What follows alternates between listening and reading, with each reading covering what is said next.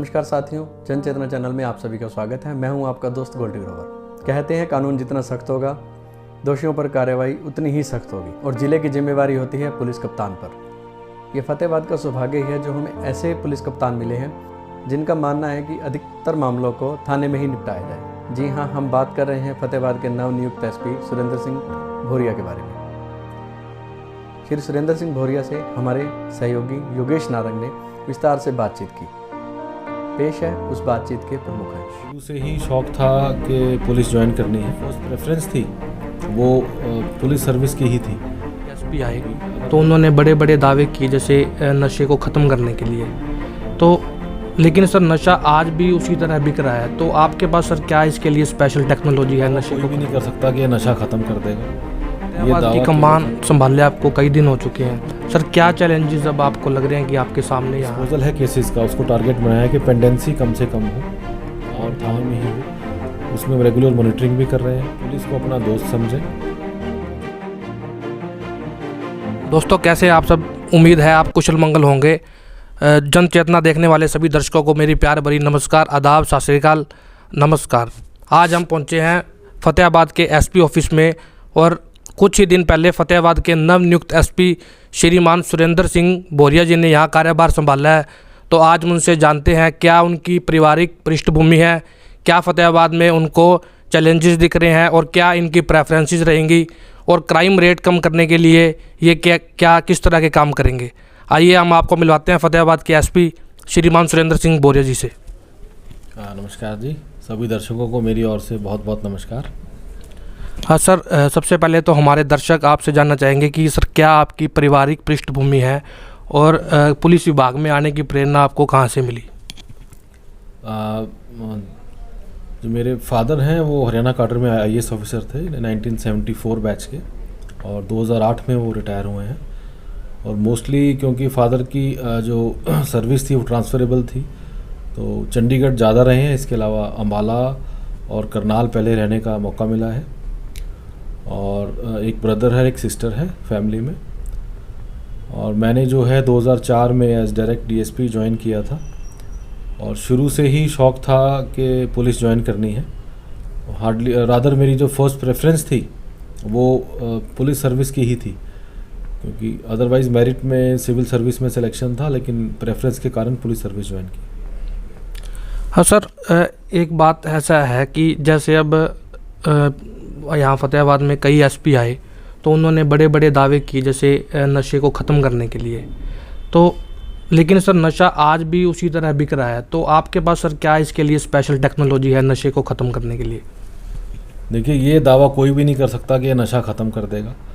ये दावा केवल फतेहाबाद की जनता ही कर सकती है। जिस दिन वो डिटर्मिनेशन के साथ काम करेंगे और ये संकल्प लेंगे कि हम नशा नहीं बिकने देंगे, ना नशे का प्रयोग करेंगे और ना किसी को करने देंगे, तो ही समस्या का समाधान हो सकता है। जैसे मैंने पहले भी कई बार मीडिया से रूबरू होकर कहा है कि पुलिस का तो केवल लिमिटेड सा रोल है।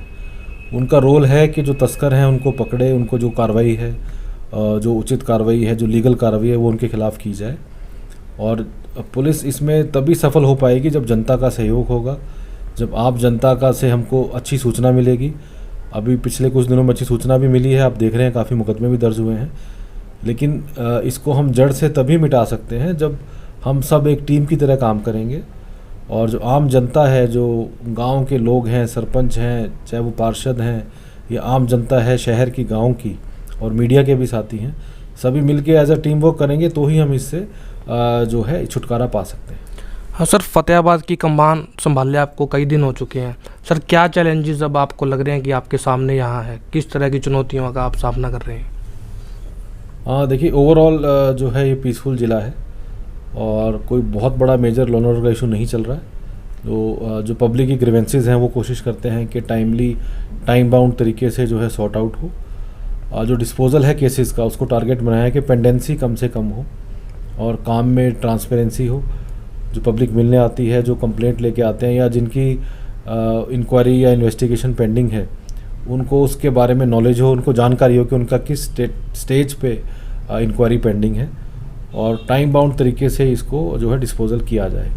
दूसरा, जो नशे के विरुद्ध एक अभियान हमने स्टार्ट किया है कल एक रतिया में भी प्रोग्राम रखा है, पहले भी एक दो जगह सरपंचों से बाकी मौजूद व्यक्तियों से अभी डिस्कस किया है। तो उसमें मैं चाहूँगा कि जितना जनता का सहयोग मिलेगा उतनी हम कार्रवाई कर पाएंगे।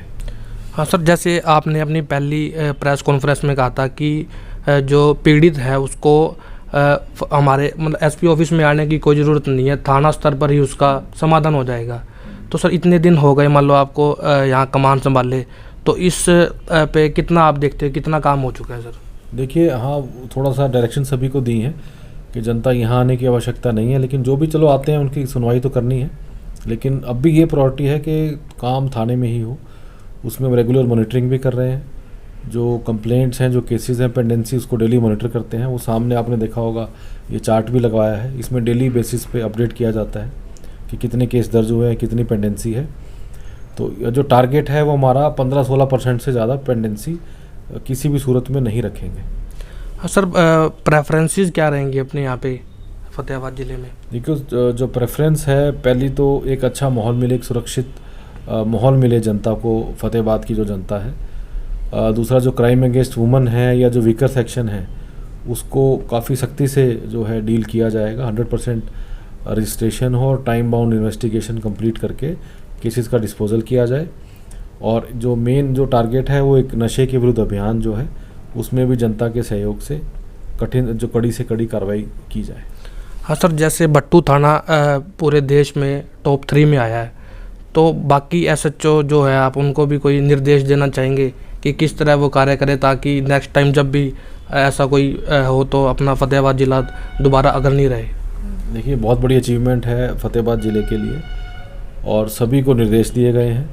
उसमें काफ़ी सारे पैरामीटर्स हैं। उसमें जो मुख्य बात है कि जो लोगों का फीडबैक है, जैसे भट्टू वाले हमने सारा स्टडी किया है कि कैसे किस कारण से इसको 3rd रैंक आया है। तो उसमें एक तो जो बिल्डिंग का रखरखाव है, जो इंफ्रास्ट्रक्चर है जिसमें कि पब्लिक को कन्वीनियंस ज़्यादा से ज़्यादा हो, फिर उसमें केसेस का निपटारा है और कंप्लेंट्स का निपटारा है। और स्पेशल फोकस उनका रहता है कि क्राइम अगेंस्ट वुमन में कितनी सेंसिटिविटी है मुलाजमों के प्रति और कितना उसमें केसेस का क्या रिस्पांस टाइम है पुलिस का। और इसके साथ साथ जो फीडबैक है, जो आसपास के जो गांव हैं, लोग हैं, मार्केट के एरिया हैं, काफ़ी लोगों से फीडबैक लिया गया है। तो फीडबैक का भी काफ़ी इसमें मेजर रोल रहता है। हमारा अंतिम क्वेश्चन सर से, सर क्या जिला वासियों से अपील है और क्या संदेश देना चाहेंगे जिला वासियों से? देखिए जी, मैं यही संदेश देना चाहूँगा कि एक अच्छा माहौल मिले और पुलिस को अपना दोस्त समझें और जो भी सूचना है बगैर किसी डर के, बगैर किसी भय के, उसकी तुरंत जो है पुलिस को सूचना दें और जो कानून है, जो लॉ है, उसको सारे फॉलो करें। उसी में सभी की भलाई है।